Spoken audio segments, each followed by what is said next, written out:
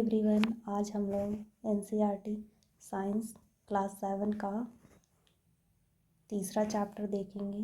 तो आइए देखते हैं इस चैप्टर में क्या क्या इम्पोर्टेंट पॉइंट्स दिया हुआ है। तीसरा चैप्टर का नेम है जल अनमोल संसाधन, वाटर वैल्यूएबल रिसोर्सेज। संयुक्त राष्ट्र संघ ने वर्ष 2003 को अंतर्राष्ट्रीय स्वच्छ जल वर्ष के रूप में मनाया है। प्रत्येक वर्ष 22 मार्च विश्व जल दिवस के रूप में मनाया जाता है। कितना जल उपलब्ध है? अंतरिक्ष से पृथ्वी नीली आभा लिए दिखाई देती है। इसका लगभग 3/4 भाग जल है। 97% समुद्र में खारे जल के रूप में मौजूद है। 2% जल हिमशिखर पर बर्फ के रूप में तथा 1% जल पेयजल के रूप में विद्यमान है। जल की अवस्थाएं। प्राकृतिक में जल ठोस, द्रव तथा गैस के रूप में पाया जाता है। जल का रूपांतरण प्रकृति में जल चक्र के द्वारा होते रहता है। चक्रीय क्रम को जल चक्र वाटर साइकिल कहा जाता है। जल का स्रोत, सोर्स ऑफ वाटर। प्रकृति में जल के मुख्य स्रोत वर्षा का जल।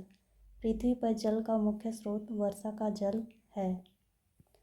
वायुमंडलीय प्रदूषण के कारण औद्योगिक क्षेत्र में वर्षा जल में धूलकण, सल्फर तथा नाइट्रोजन के ऑक्साइड आदि घुले रहते हैं। इस प्रकार के वर्षा को अम्ल वर्षा कहा जाता है। Acid rain. एसिड रेन में मेनली जल में जो वर्षा जल है उसमें सल्फर और नाइट्रोजन के ऑक्साइड की मात्रा ज़्यादा होती है। ताजमहल के पीला होने का मुख्य कारण अम्ल वर्षा का जल है। भूमिगत जल। इस प्रकार रिसनी की क्रिया को अंतःस्पंदन इनफिल्ट्रेशन कहा जाता है। भूमि के नीचे वाले सतही जल को भूमिगत जल कहा जाता है।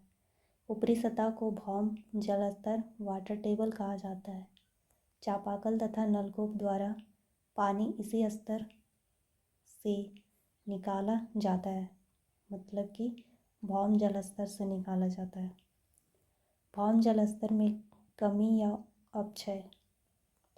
करीब 70% भूमंडलीय स्वच्छ जल सिंचाई में लग जाता है। झारखंड राज्य में वार्षिक वर्षा 140 सेंटीमीटर होती है। 80% से अधिक वर्षा जून से सितंबर माह के मध्य होती है। पूर्वी भाग मुख्यतः बंगाल की खाड़ी से मध्यवर्ती एवं पश्चिमी भाग अरब सागर व बंगाल की खाड़ी से वर्षा के लिए जल प्राप्त करता है। जल प्राप्त करना मीन्स कि ये वाष्पोत्सर्जन के द्वारा और आपका जल चक्र में आपका इवापोरेशन जो होता है उसके बारे में यहाँ बात कर रहा है। राज्य के गढ़वा, पलामू एवं चतरा जिले का उत्तरी भाग, कोडरमा, हजारीबाग एवं गिरिडीह जिले के उत्तरी भाग, गोड्डा आदि क्षेत्र में औसत वार्षिक वर्षा 120 सेंटीमीटर से कम होती है। दक्षिणी हजारीबाग, बोकारो, सरायकेला, देवघर एवं दक्षिणी गिरिडीह में 120 से 140 सेंटीमीटर औसत वर्षा होती है।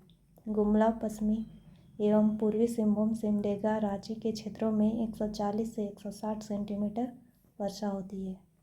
मतलब झारखंड में सबसे ज़्यादा सेंटीमीटर गुमला, पश्चिमी एवं पूर्वी सिंहभूम, सिमडेगा, रांची के क्षेत्र में होता है। कितना? 140 से 160 सेंटीमीटर। जल प्रबंधन। वर्षा जल का उपयोग भौम जल स्तर की पुनः पूर्ति करने के लिए किया जा सकता है। इसे जल संग्रहण अथवा वर्षा जल संग्रहण कहते हैं। इसलिए बोला जाता है कि रूफटॉप जो वाटर होता है, आपका छत का जो बारिश वाला छत में जो पानी, छत का बारिश वाला पानी जो होता है उसको वाटर टैंक बना करके संचित करने के लिए बोला जाता है। इन्हें भी जानिए। झारखंड के सिमोन उरांव रांची जिले के बेड़ो प्रखंड के निवासी हैं। चौथी कक्षा तक पढ़ने वाले सिमोन 6 गांवों में तालाब खुदवाए, वृक्षारोपण की अनूठी मिसाल पेश की। 3 फसल उपजाई जाती है। सिमोन 28 साल के थे जब सिंचाई के लिए पहला बांध गाय घाट का निर्माण किए, गिरना बांध का निर्माण किए, दंसावली बांध का निर्माण किया। जल संरक्षण के उपायों से उन्होंने 51 गांवों का भाग्य बदल दिया। आज उनका गांव झारखंड में कृषि हब के रूप में विख्यात है। 20,000 मीट्रिक टन सब्जी का उत्पादन होता है। उनके गांव से अभी 20,000 मीट्रिक टन सब्जी का उत्पादन होता है। मेहनती व्यक्ति को मीडिया ने जल पुरुष के नाम से नवाजा है। मतलब सिमोन उरांव को मीडिया के द्वारा उपाधि दिया गया है या नामकरण किया गया है जल पुरुष। लोग इन्हें बाबा कहकर भी पुकारते हैं। 83 वर्ष के सिमोन उरांव को 2016 में पर्यावरण संरक्षण के लिए पद्मश्री से सम्मानित किया जा चुका है। 2016 में इनको 83 वर्ष के जब थे 2016 में, तो इनको पद्मश्री से सम्मानित किया जा चुका है। तो ये हमारा 3rd चैप्टर जो था, इसमें इतने सारे पॉइंट्स दिए गए थे। ये जेटेड के लिए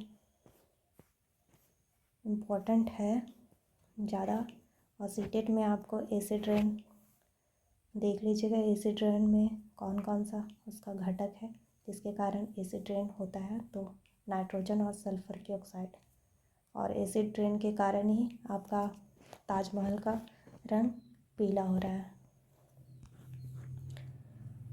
और बस इस चैप्टर में सबसे ज़्यादा इम्पॉर्टेंट है सो एसिड रेन। देख लीजिएगा आप एक बार। धन्यवाद।